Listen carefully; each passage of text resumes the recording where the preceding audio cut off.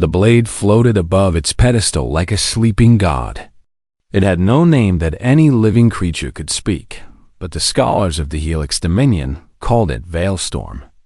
For 3,000 years, it had waited in the Grand Vault, surrounded by cold stone walls and the bones of those who had tried to claim it. Veilstorm was not an ordinary weapon. It was alive. It could think. It could feel. And most importantly, it could choose. The ancient race that had created it was long dead, turned to dust before the first human had ever looked up at the stars. But their final creation remained, patient and eternal, waiting for someone worthy. The problem was simple. No one was worthy. In the long history of the blade, exactly 2,847 warriors had stepped forward to claim it. They came from 200 different species. They were generals and kings, assassins and monks, champions and conquerors. They were the greatest fighters the galaxy had ever produced. The blade rejected all of them. General Krill of the Tethran Empire was the most famous failure. He was a mountain of muscle and armor, with 6 arms that had strangled the life from 1,000 enemies. He had conquered 12 star systems before his 40th year. When he walked into the Grand Vault, every priest bowed their head. Surely, they thought, this was the one. Krill reached for the blade with confidence. His fingers touched the handle. For one heartbeat, nothing happened. Then an invisible force picked him up like a toy and threw him across the chamber. He crashed into the far wall with enough force to crack the ancient stone. He survived, but he never spoke of that day again. High Warden Oryx of the Pallid Monks tried a different approach.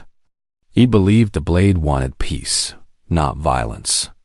So he sat before it and meditated for 40 days and 40 nights. He did not eat.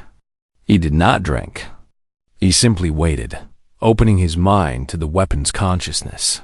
On the 41st day, the blade sent a psychic shockwave through his brain.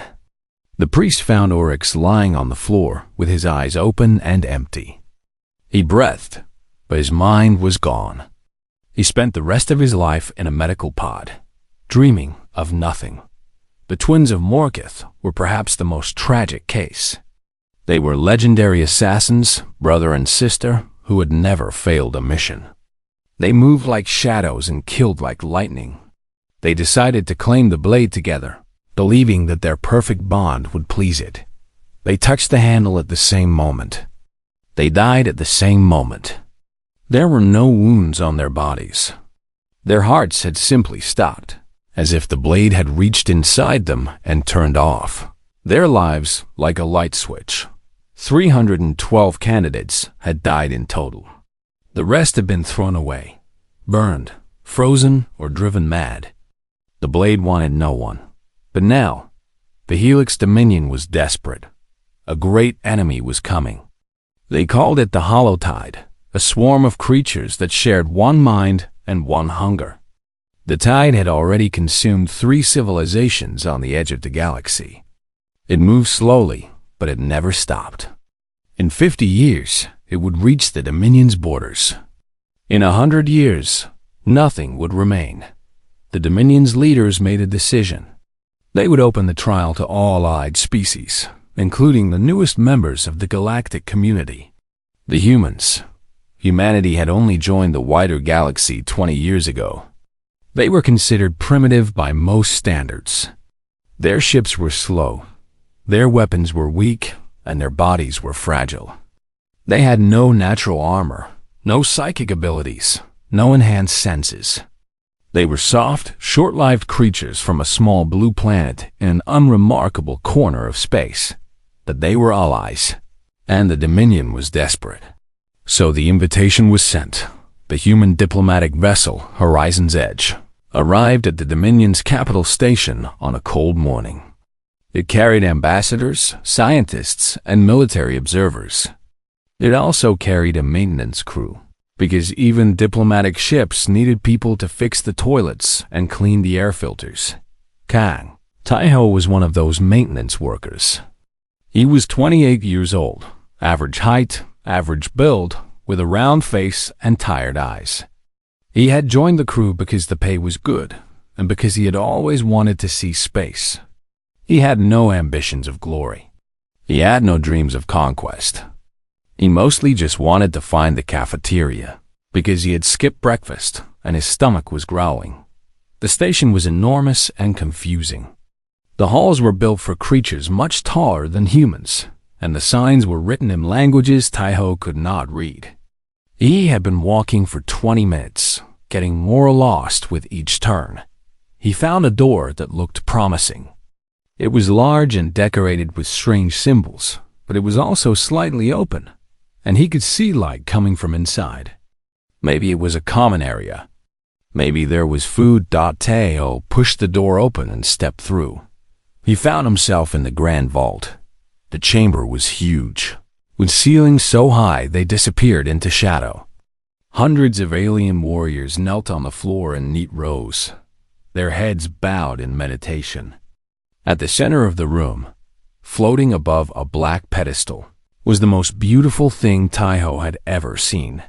The blade glowed with soft white light. Its metal was dark and smooth, like frozen smoke. Strange patterns moved across its surface, like living tattoos. It was clearly not a human weapon. It was something older and stranger and more wonderful. Taiho did not know what the blade was. He did not know about the trials or the deaths or the 3,000 years of rejection. He just saw a pretty object and felt curious. He walked past the kneeling warriors. They were too deep in their meditation to notice him. He walked past the priests, who were chanting with their eyes closed. He walked right up to the pedestal and looked at the blade with simple, honest wonder. It really was beautiful. Without thinking, Taiho reached out and picked it up. The blade did not throw him. It did not burn him.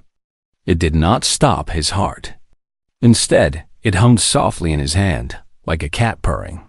Its glow changed from cold white to warm amber.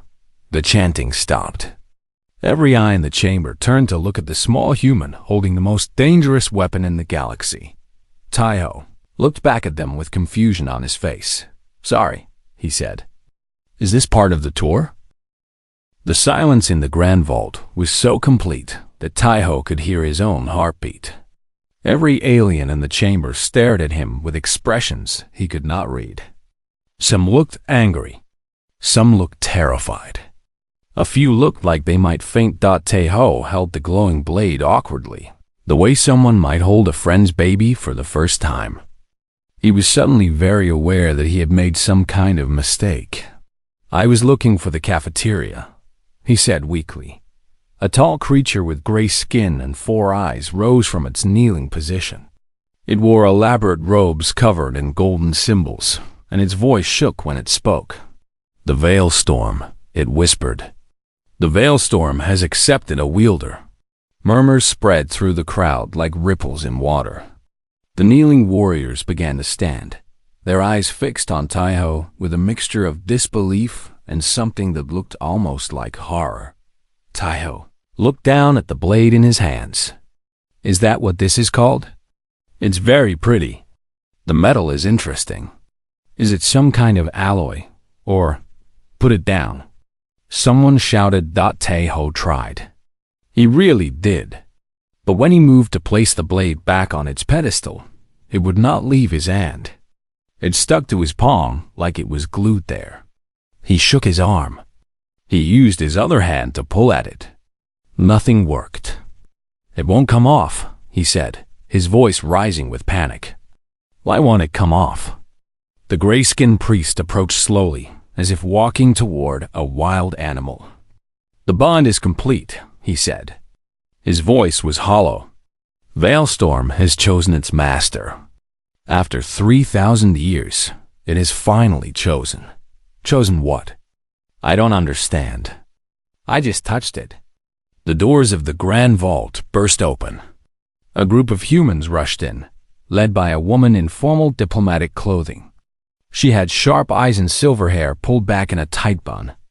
Ambassador Yuna had been negotiating trade agreements when she received the emergency message. A human had entered the sacred vault. A human had touched the forbidden weapon.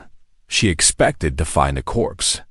Instead, she found Taiho standing in the middle of the chamber, holding a glowing sword and looking like he wanted to cry. "What did you do?" Yuna demanded. "I got lost. I was looking for food. I didn't know this was some kind of weapon temple." Yuna turned to the priest. "There must be some mistake. This man is not a warrior. He's not even a soldier. He repairs air filtration systems." The priest shook his head slowly. "There is no mistake.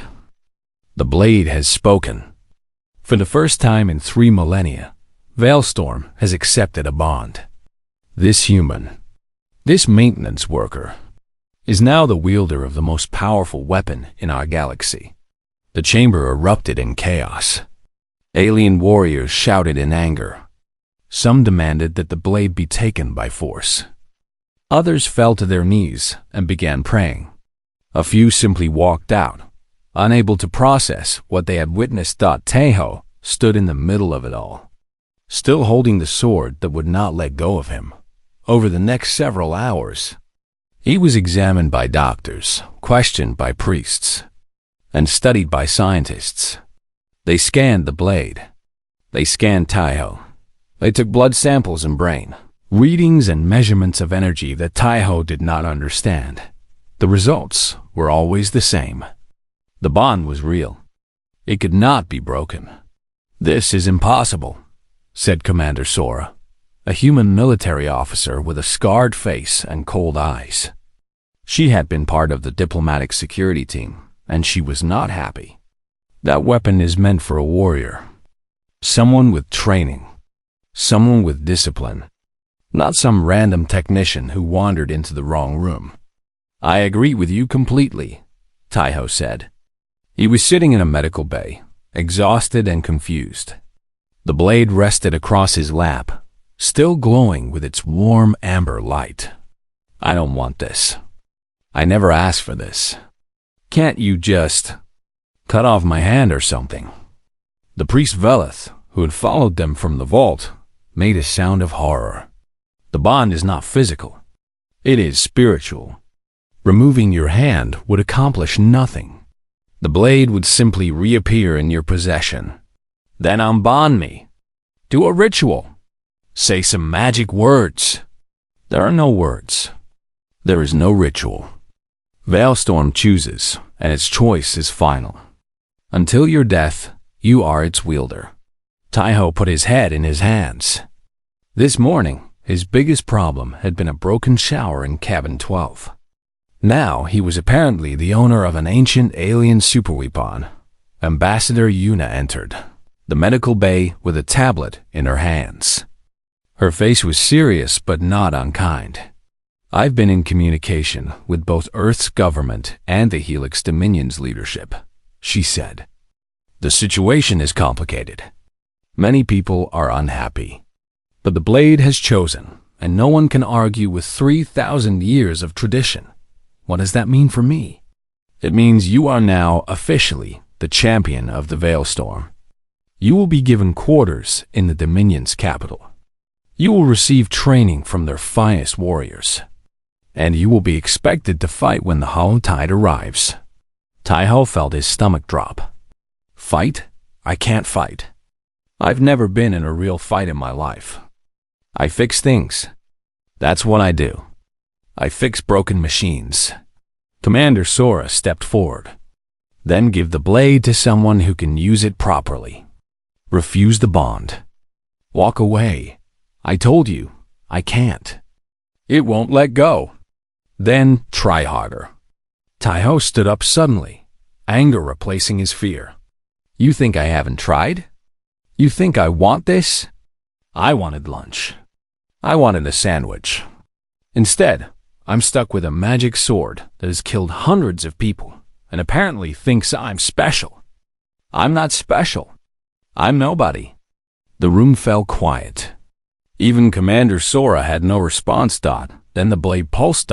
It was a soft vibration, almost gentle, that traveled up Taiho's arm and into his chest. And with it came something he did not expect. A feeling. An emotion that was not his own. The blade was happy. Taiho looked down at it with wide eyes. Did you just feel something at me? Another pulse.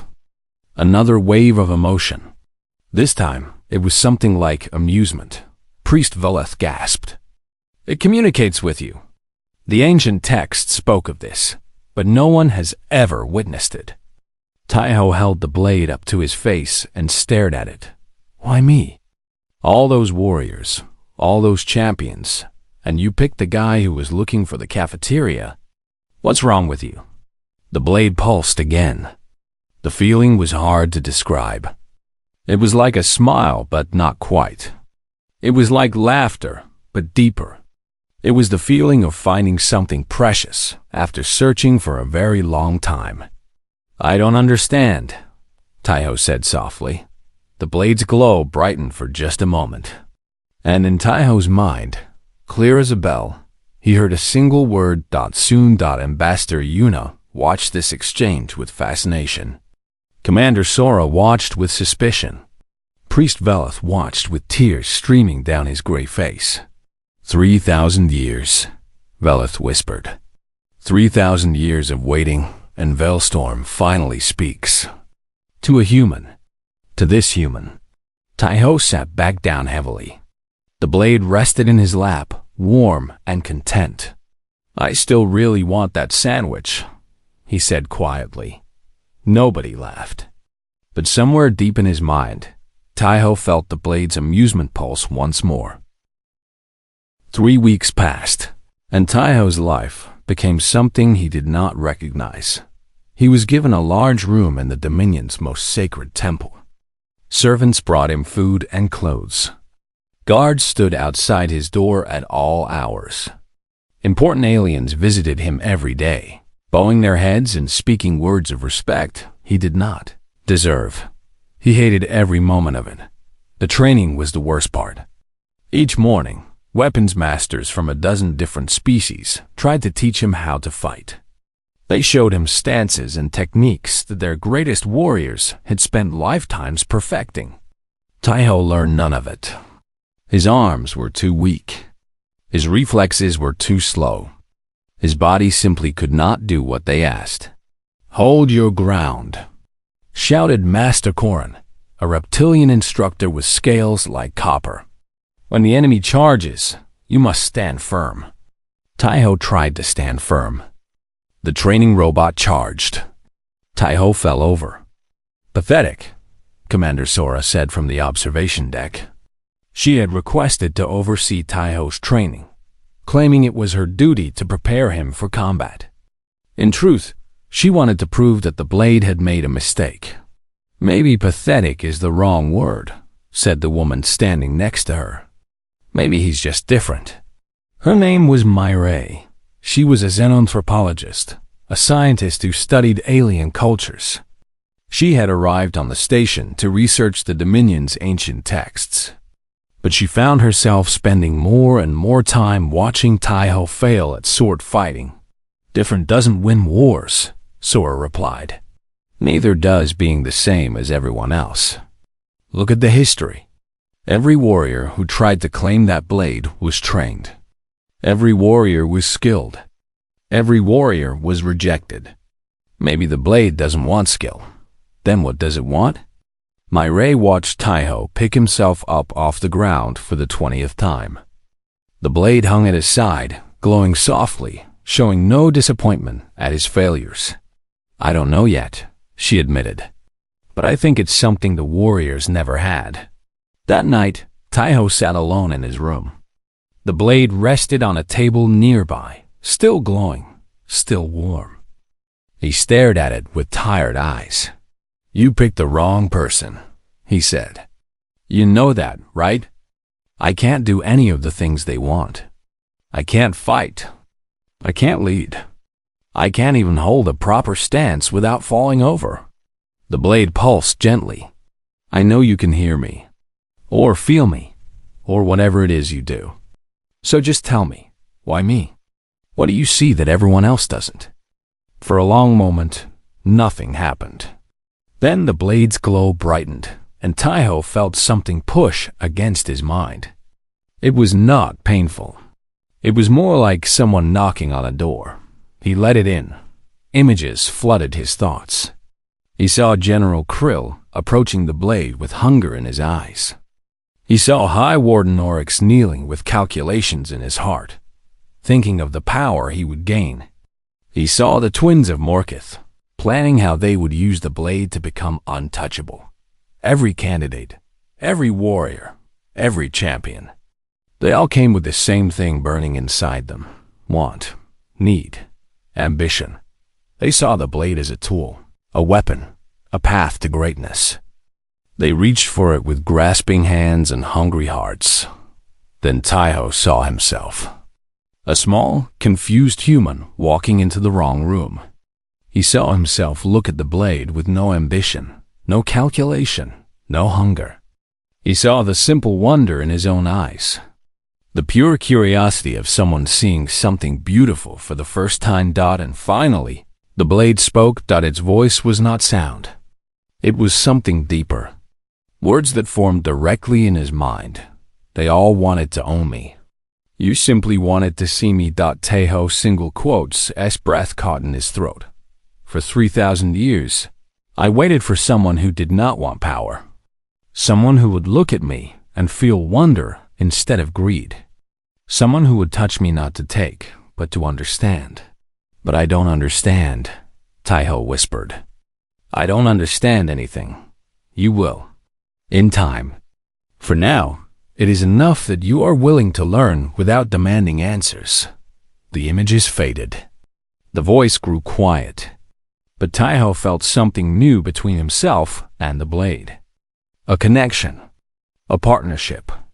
Not master and weapon, but something closer to friendship. He was about to speak again when alarms began to scream. Red lights flashed in the hallway. Guards shouted. Taiho grabbed the blade and ran to his door just as it burst open.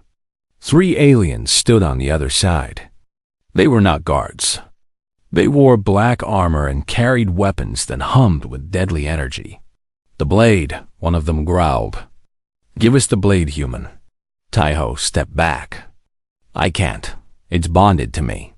Then we will take you with it. Dead or alive makes no difference. They raised their weapons. Taiho had no training. He had no skill. He had spent 3 weeks failing at every combat exercise. He should have died in that moment, but the blade had other plans. It moved on its own, pulling Taiho's arm with it. His body followed, twisting and spinning in ways he had never moved before. The first attacker's weapon was knocked aside. The second attacker's armor was cut through like paper. The third attacker tried to run, but the blade was faster. In less than 10 seconds. All 3 lay unconscious on the floor. Taiho stood among them, breathing hard, his eyes wide with shock. He had not controlled any of it. The blade had moved him like a puppet, using his body as a vessel for 3,000 years of combat knowledge. Myre arrived moments later with a squad of guards. She found Taiho standing frozen, the blade still raised, his whole body trembling. Taiho, are you hurt? He did not answer at first. He just stared at the fallen attackers, at the blade in his hand, at the blood on the floor. It moved me, he finally said. I didn't do anything. It just took over. Myre approached slowly. The blade protected you. The blade used me. Taiho's voice was shaking. I was inside my own body, but I wasn't in control. I felt everything, but I couldn't stop it. Is that what this is? Am I just a vehicle for a weapon? The blade pulsed, and Taiho felt a wave of something like apology wash over him. I'm sorry. The danger was immediate. I acted without asking. It will not happen again without your permission. Taiho laughed bitterly. You can hear everything I think, can't you? Yes. Then you know I'm terrified. Yes, I am sorry for that too. Myre watched this silent conversation with fascination. She could not hear the blade's words. but she could see Taiho's face changing, responding to something invisible. "It's talking to you," she said. "Right now. It's actually talking to you." Taiho nodded slowly. "It says it's sorry. It says it won't control me again without asking. Do you believe it?" Taiho looked down at the blade. It glowed warm and steady in his hand. He could feel its sincerity, its regret, its genuine desire to be trusted. "Yeah," he said quietly. "I think I do." The guards began cleaning up the scene. The attackers were identified as members of a faction that opposed the Dominion's leadership. They had tried to steal the blade, not realizing it could not be taken. But Taiho barely noticed the aftermath. He was too busy thinking about what had just happened, about the power now sleeping in his hand, about the voice in his mind that spoke with patience and kindness. He was still nobody. He was still just a maintenance worker who fixed broken things. But maybe, he thought, that was exactly what the galaxy needed. The holotide came earlier than anyone expected. The first warning arrived on a quiet morning. Long-range sensors detected movement at the edge of Dominion space.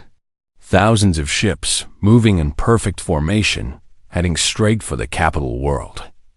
The swarm had arrived 50 years ahead of schedule. Panic spread through the station. Emergency meetings were called. Fleets were mobilized. And everyone looked to Taiho, the unlikely champion, wondering if he could save them. He could not. Admiral Delian commanded the combined human and Dominion fleet from the bridge of his flagship.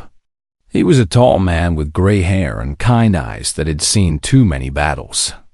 When Taiho arrived on the bridge, Dalian greeted him with a respectful nod. "Champion," Dalian said, "I am glad you are here." "I don't know why," Taiho replied honestly. "I still can't fight properly. The blade protects me, but I'm not a warrior." "Perhaps not. But the blade chose you, and that means something. The troops believe in you. Sometimes belief is more powerful than skill." Taiho wanted to argue, but there was no time. The holotide had reached weapons range. Thought the battle began with fire. Dominion ships unleashed beams of plasma that cut through space like burning knives. Human vessels fired missiles that exploded in clouds of shrapnel. For a moment, it seemed like the Allied forces might hold. Then the tide adapted. The swarm ships changed their formation.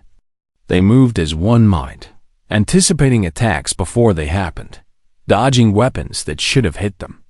Within minutes, the Allied fleet was losing. Taiho watched from a viewing port as ships exploded in the darkness. Each flash of light was a crew dying. Each silent explosion was hundreds of lives ending. He gripped the blade so tight his knuckles turned white. "We have to do something," he said. "We are doing something," Admiral Do-hyun replied grimly. "We are fighting, and we are losing. Then let me go out there. Let me help." Dawn turned to look at him. "Can you fly a combat ship?" "No." "Can you command a fleet?" "No."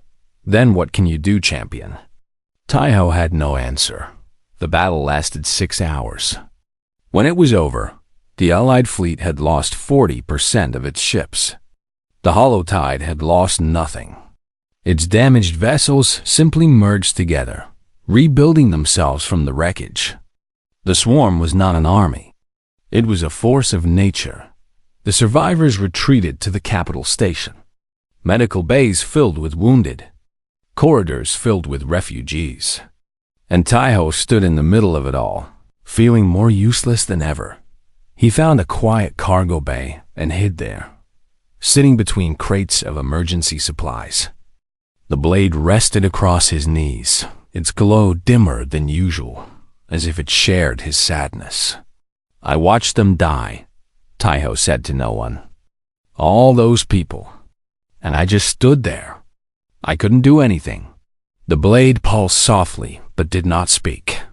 "They think I'm going to save them. They look at me like I'm some kind of hero. But I'm not. I'm just a guy who fixes air filters. I can't stop a swarm. I can't win a war. I can't even hold a sword without you doing all the work." He heard footsteps approaching. Mireille appeared from between the crates, her face tired but gentle. She sat down beside him without asking permission. "I thought I might find you here," she said. "Did they send you to give me a speech about courage?" "No, I came because I wanted to see if you were okay." Taiho laughed bitterly. "I'm fine. Everyone else is dead or dying, but I'm perfectly fine. Not a scratch on me. The blade makes sure of that." Mireille was quiet for a moment. Then she said, "You know why I became a xenanthropologist?" "No, because I wanted to understand things. Not fight them. Not conquer them. Just understand them. When I was young, everyone told me that was useless. They said the galaxy was dangerous and that only soldiers mattered. But I kept studying anyway. And you know what I learned? What? That the most dangerous thing in the universe is not a weapon. It's a closed mind. People who refuse to understand their enemies always lose eventually. Not because they lack power, but because they lack wisdom." Taiho looked at her. "What does that have to do with me?" "Everything. You keep trying to be something you're not. You keep trying to be a warrior because that's what everyone expects. But maybe that's not what the blade wants. Maybe that's not what the galaxy needs. Then what does it need?" Mireille smiled softly. "What did you do before you came to space, Taiho?" "I fixed things, machines, systems, anything that was broken." "And were you good at it?" "Yeah, I was really good at it." "So maybe that's your answer. Maybe the blade didn't choose a destroyer. Maybe it chose a fixer. Someone who looks at broken things and figures out how to make them work again." Taiho stared at her. The words hit him like a wave. The blade pulsed strongly, and for the first time since the battle, its glow brightened. In his mind, Taiho felt something like agreement. "Like approval. She understands," the blade said. "Better than you do? It seems." "The Hollow Tide is not just an army," Mireille continued. "It's a system, a network. Millions of creatures connected by one mind. What happens to a network when you disconnect it?" "It falls apart," Taiho said slowly. "Exactly. Everyone keeps trying to destroy the swarm. What if you tried to fix it instead?" "Fix it? It's not broken? It's working exactly as designed, is it?" "A mind that consumes everything, that can never stop, that exists only to spread. That sounds broken to me. That sounds like something that needs to be turned off." Taiho thought about the massive hive mind that controlled the swarm. He thought about the connections between billions of creatures. He thought about systems and networks and how they all had weak points. "I would need to get inside it," he said. "Inside the network itself. The blade can interface with technology. You told me that yourself. It merged with the station systems when you were attacked." Taiho looked down at the weapon in his hands. "Can you do that? Can you get me into the Tides network?" The blade pulsed. "It will be dangerous. The hive mind is vast and hostile. If we fail, we will die. And if we don't try, everyone dies anyway." Another pulse. This time, it felt like respect. "Then we will try." Taiho stood up.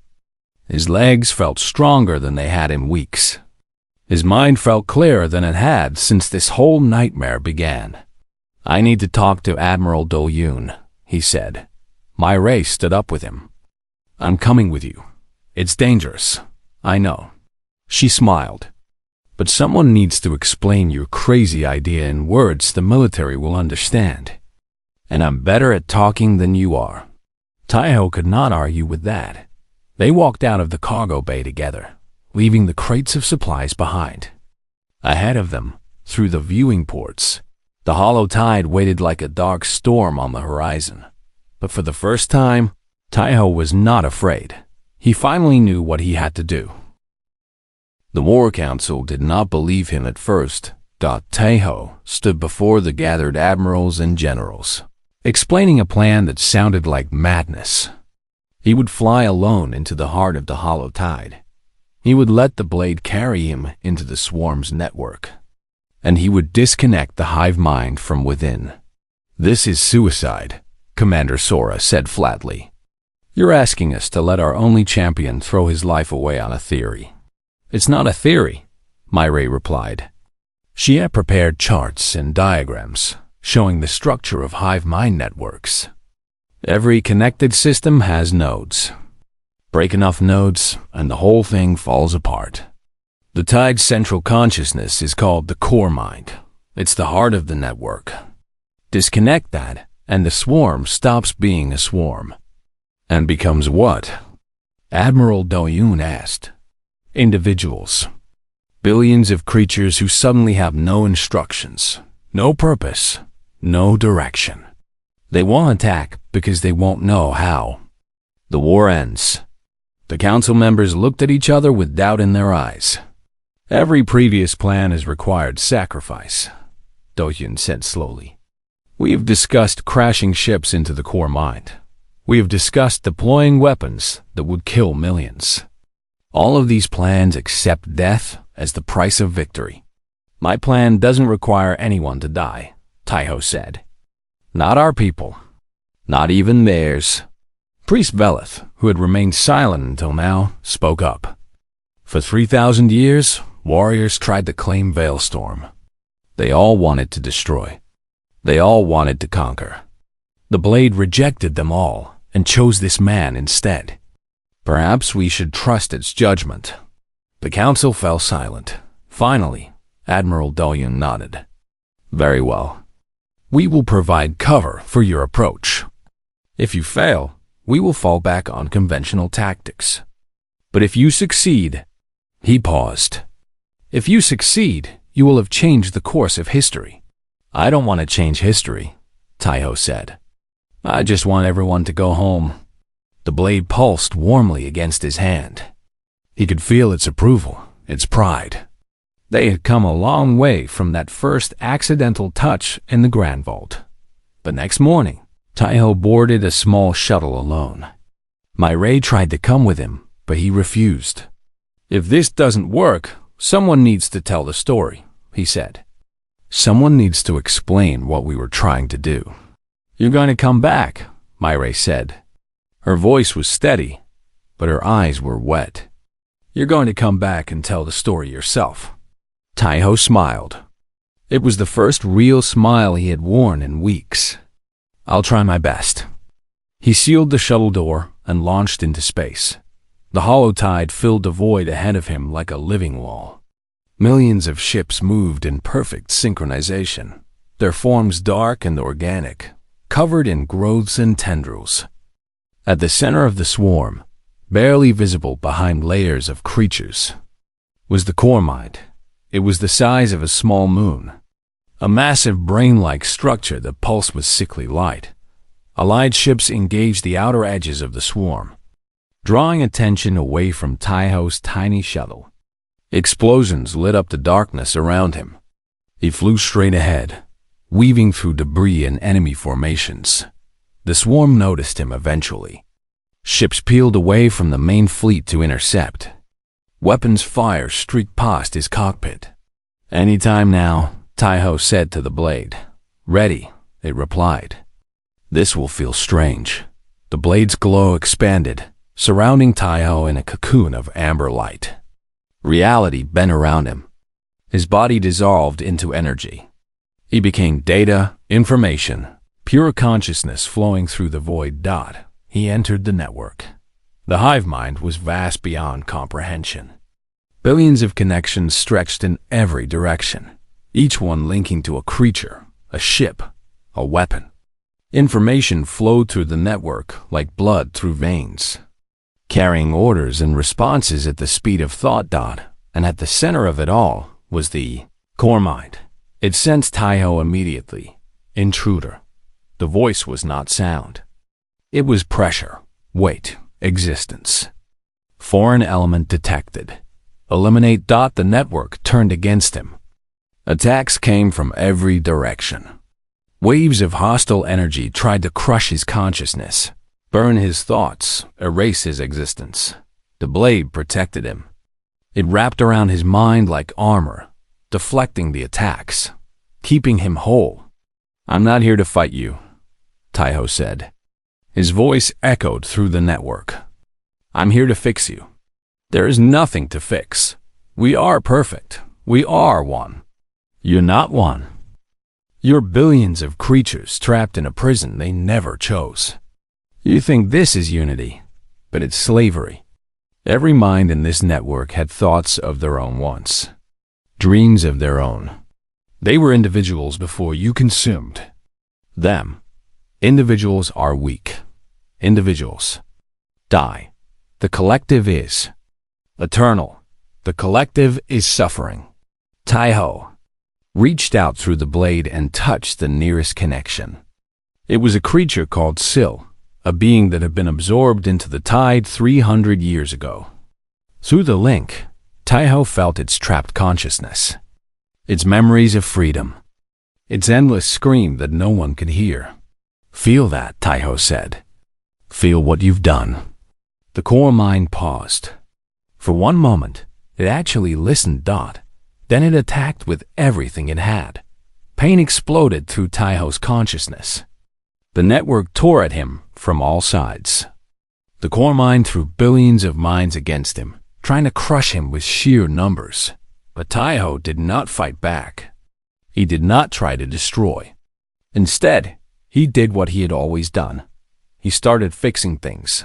One by one, he found the connections and gently disconnected them. Not breaking, just releasing. Not killing, just freeing. Each link he touched remembered what it was like to be alone, to think for itself, to exist as an individual. The core mind screamed, "Stop, stop. You are destroying us." "No," Taiho said softly. "I'm setting you free." The disconnection spread like a wave through the network. Creatures woke up from their endless sleep. Ships stopped moving. The perfect synchronization of the swarm fell apart as individuals remembered they were individuals. In the physical world, the hollow tide simply stopped. Billions of creatures drifted aimlessly through space, confused but no longer hostile. The great enemy that had terrorized the galaxy was gone, replaced by lost souls who no longer knew what to do. The core mind's consciousness faded to a whisper. "Why?" it asked. "Why would you save those who were not yours?" "Because that's what fixing things means," Taiho replied. "You don't just repair what belongs to you. You repair what's broken." The connection ended. Taiho felt himself pulled back through the void, back to his body, back to the shuttle that floated among the drifting remains of the swarm. He opened his eyes. The blade lay in his lap, its glow soft and tired but still warm. Through the cockpit window, Taiho could see the Allied fleet approaching. Rescue ships were already launching to retrieve the billions of creatures that now floated helplessly in space. Many would die before they could be saved, but many would live. And for those who lived, freedom awaited. Ambassador Yuna's voice came through the communication system. "Taiho? Taiho, can you hear me? The swarm has stopped. The war is over." "What happened?" Taiho leaned back in his seat and let out a long breath. "I turned it off," he said, like unplugging a broken machine. There was silence on the other end. Then Yuna's voice came again, filled with something like wonder. "How?" Taiho smiled weakly. "I'm a maintenance tech. It's what I do." 1 year later, Taiho returned to Earth. He was famous now, known across the galaxy as the Mender, the human who ended the hollow tide without firing a single shot. Leaders offered him titles and positions. Militaries offered him command of fleets. Religions offered to make him a saint, but he refused them all. He wanted a quiet life. A small apartment with a window that faced the sunrise. A job that let him fix things with his hands instead of saving worlds with his mind. Myra came with him.